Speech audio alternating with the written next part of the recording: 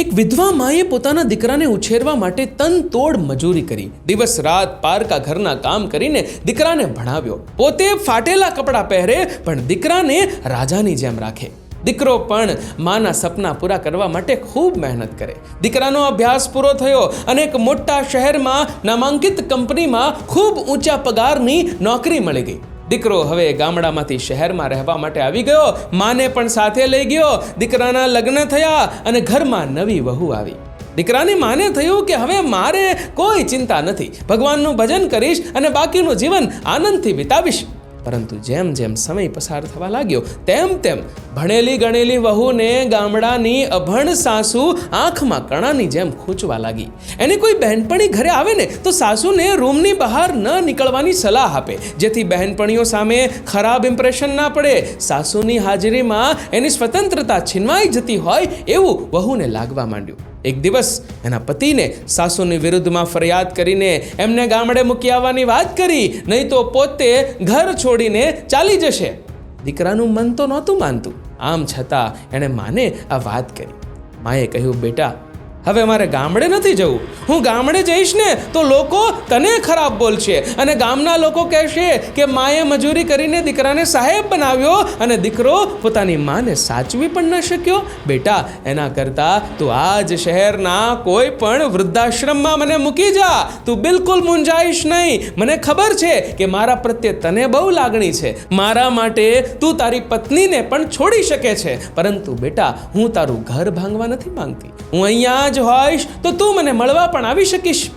દીકરાને આખી રાત ઊંઘ ન આવી, કારણ કે એને પોતાની માની ચિંતા સતાવતી હતી. બીજા દિવસે સવારે નાહી ધોઈને ચા નાસ્તો કર્યા બાદ ઘરમાં ભગવાનની પૂજા કરી દુઃખી હૃદયે માને વૃદ્ધાશ્રમમાં મૂકી આવ્યો. દીકરાનું મન પોતાના કોઈ પણ કામમાં લાગતું ન હતું. સાંજે ઘરે આવ્યો અને જોયું તો તેની પત્ની ચોધાર આંસુએ રડતી હતી. એ ભાઈને આશ્ચર્ય થયું કે માને મૂકીને આવ્યો એમાં પત્નીને સાચે જ આટલું બધું દુઃખ લાગ્યું હશે. એટલે પત્નીને કહ્યું, તને માની આટલી બધી યાદ આવી રહી છે તો આપણે બંને જઈને માને પાછા લઈ આવીએ. પત્નીને કહ્યું, અરે માની ક્યાં વાત કરો છો? આપણો ચિંટુ સવારનો કંઈક ચાલ્યો ગયો છે અને તેને શોધવાનો ખૂબ જ પ્રયત્ન કર્યો, પરંતુ એ ક્યાંય મળ્યો જ નહીં. મને એમ થયું કે બહાર રમવા ગયો હશે અને સમયસર આવી જશે, પરંતુ સાંજની રાત થવા લાગી. મને ખૂબ જ ચિંતા થાય છે. તમે ગમે એમ કરો, ચિંટુને શોધી લાવો. આખી રાત શોધખોળ કરી, પરંતુ દીકરો ચિંટુ ક્યાંય મળ્યો જ નહીં. બીજા દિવસે સવારમાં વૃદ્ધાશ્રમના સંચાલકનો ફોન આવ્યો કે આજે છાપામાં તમારો દીકરો ચિંટુ ગુમ થયાની જાહેરાત આવી છે. આપનો દીકરો કાલનો અહીંયા જ છે, આપના સાસુ સાથે, અને કહી રહ્યો છે કે તમારા વગર હું એ ઘરે નહીં જાઉં. પત્નીને આ વાત જાણીને જાણે કે શોક લાગી.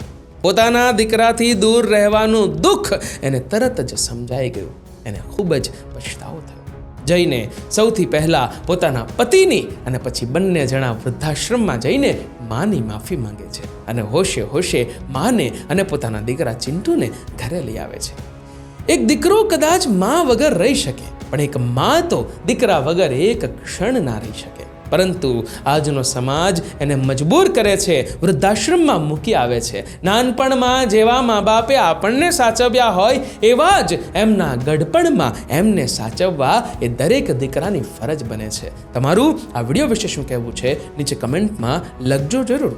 મિત્રો, જો વિડીયો ગમ્યો હોય તો લાઈક કરજો, શેર કરજો અને આવા જ બીજા પ્રેરણાદાયી વિડીયોઝ જોવા માટે સબસ્ક્રાઇબ કરો અમારી ધ ગુજ્જુ મોટિવેશન નામની યુટ્યુબ ચેનલને અને ફેસબુક પર ફોલો કરો અમારા પેજને. ધન્યવાદ.